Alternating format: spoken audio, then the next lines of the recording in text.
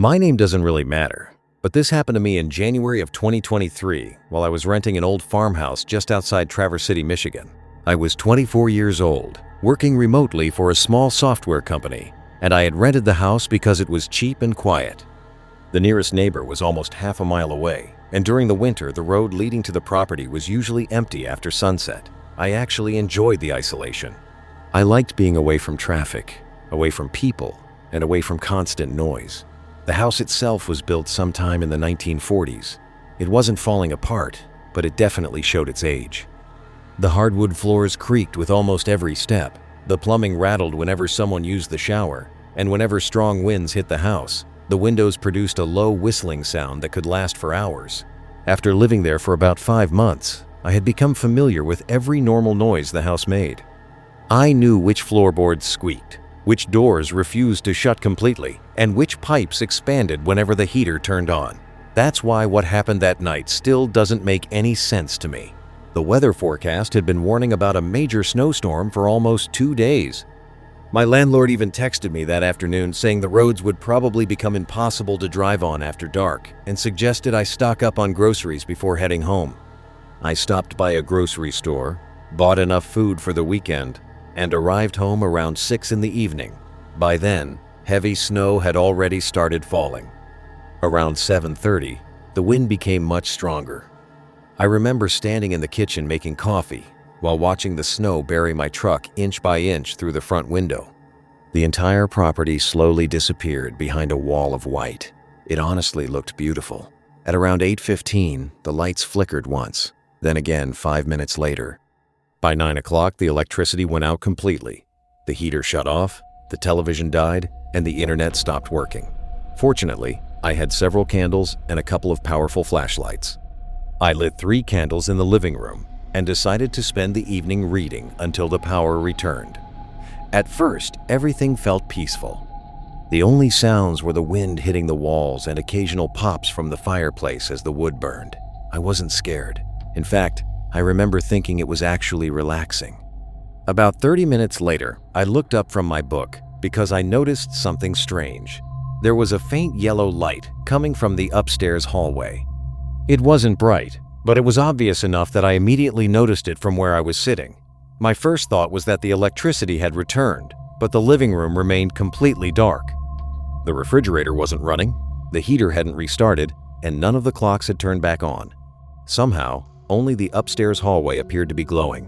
I stared at it for several seconds, trying to convince myself it had to be moonlight reflecting through one of the bedroom windows.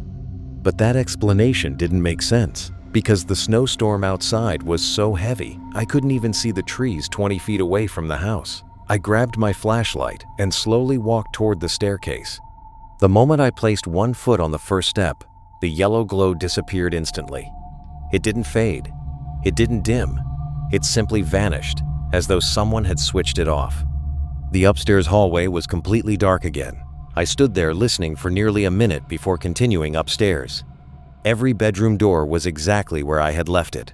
Every window was locked. The bathroom was empty. Nothing looked unusual. I even checked inside the closets because I started wondering if maybe someone had somehow entered the house earlier that day, but there was absolutely nobody upstairs. Feeling embarrassed for overreacting, I laughed to myself and headed back downstairs. I had barely made it halfway through another chapter of my book when I heard the first footsteps. They were slow, deliberate, and incredibly clear. Someone was walking across the upstairs hallway. The footsteps traveled from one end of the second floor to the other, paused for a few seconds, then returned in the opposite direction. They weren't random creaks caused by the wind. They sounded exactly like a person walking normally across old hardwood floors. I froze and listened carefully. The pattern repeated itself 3 more times. Back and forth. Back and forth. Every step sounded evenly spaced, almost calm. I finally called out, "Hello?" The footsteps immediately stopped. Complete silence filled the house. I waited almost 30 seconds before hearing one final step directly above the living room ceiling. It sounded close enough that I instinctively looked upward, even though I knew I couldn't possibly see anything. My heart was racing now. I pulled out my phone and called 911. The dispatcher answered almost immediately. She asked what was happening, and I quietly explained that I believed someone might be inside my house. She asked if I could safely leave the building. I walked toward the front door while staying on the line with her, but as soon as my hand touched the doorknob, the footsteps began again. This time, they were faster. Whoever or whatever was upstairs seemed to be walking directly toward the staircase. I remember staring at the dark opening above me, expecting someone to appear at any second. Instead, the footsteps stopped at the top of the stairs. I pointed my flashlight upward, but the beam only revealed an empty hallway. The dispatcher kept asking if I could see anyone. I whispered that I couldn't. She told me deputies were on the way, but warned that the snowstorm would probably delay them by at least 30 minutes. I considered waiting outside, but the wind was so strong that snow was blowing through the gaps around the front door. My truck was nearly buried, and the temperature had dropped below freezing. I decided to stay inside near the front entrance. 10 minutes passed without another sound. I started believing maybe whoever had been upstairs had somehow escaped through a window before I checked. Then I heard something entirely different. Instead of footsteps, it sounded like something heavy being dragged slowly across the wooden floor. The scraping noise started in the far bedroom, crossed the hallway, and stopped directly above the staircase. The sound was painfully slow, almost as if someone wanted me to hear every inch of it. I raised my flashlight toward the second floor again.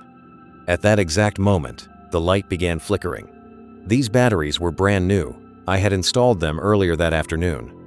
Yet the beam weakened more and more until I could barely illuminate the staircase. Then, through the silence, I heard breathing. One slow inhale, one slow exhale. It wasn't loud.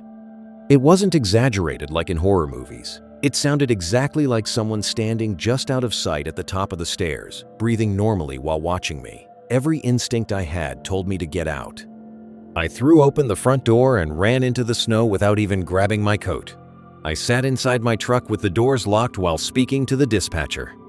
Snow covered the windshield so quickly that within minutes, I couldn't even see the house anymore. Nearly 45 minutes later, 2 sheriff's deputies finally arrived.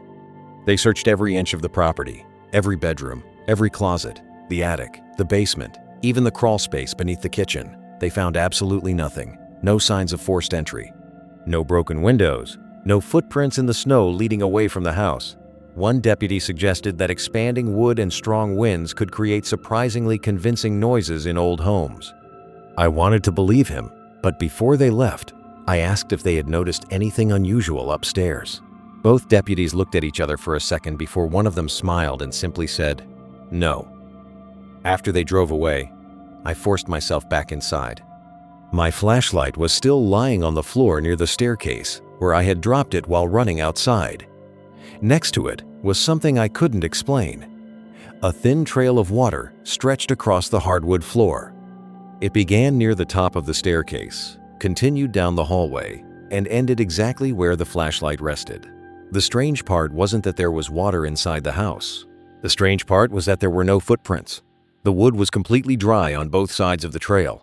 There was simply a narrow line of water, as though something soaking wet had floated above the floor instead of walking across it. I cleaned it up without saying anything to anyone. 2 weeks later, I broke my lease and moved into an apartment closer to town. I never told my family the full story because I knew how unbelievable it sounded. Life eventually returned to normal, and I stopped thinking about that farmhouse. Then, almost 8 months later, my former landlord called me unexpectedly. He asked whether I had ever experienced electrical problems while living there. I lied and said no. He hesitated before explaining that during the most recent power outage, every light in the house stayed off except the upstairs hallway light, which somehow remained glowing for nearly 20 minutes even though the entire property had no electricity. An electrician inspected the wiring the following morning and couldn't find a single fault. Before hanging up, my landlord laughed awkwardly and said, "Old houses are weird." I agreed with him because I didn't want to explain what had happened to me. I thought that phone call would be the end of it. It wasn't. A few nights later, I woke up around 3 in the morning inside my new apartment. At first, I wasn't sure what had awakened me. Then I heard it. Slow, steady footsteps crossing a wooden floor above my bedroom. The only problem was that I lived on the top floor of the building. There was no apartment above mine. I stayed completely still, listening as the footsteps crossed from one side of the ceiling to the other. They stopped directly over my bed. Then I heard one slow breath, exactly like the one I'd heard in the farmhouse. I never heard another step after that night, but even now, years later, whenever a winter storm knocks out the power, I find myself staring toward the darkest part of whatever room I'm in, waiting to see a faint yellow light appear where no electricity should exist.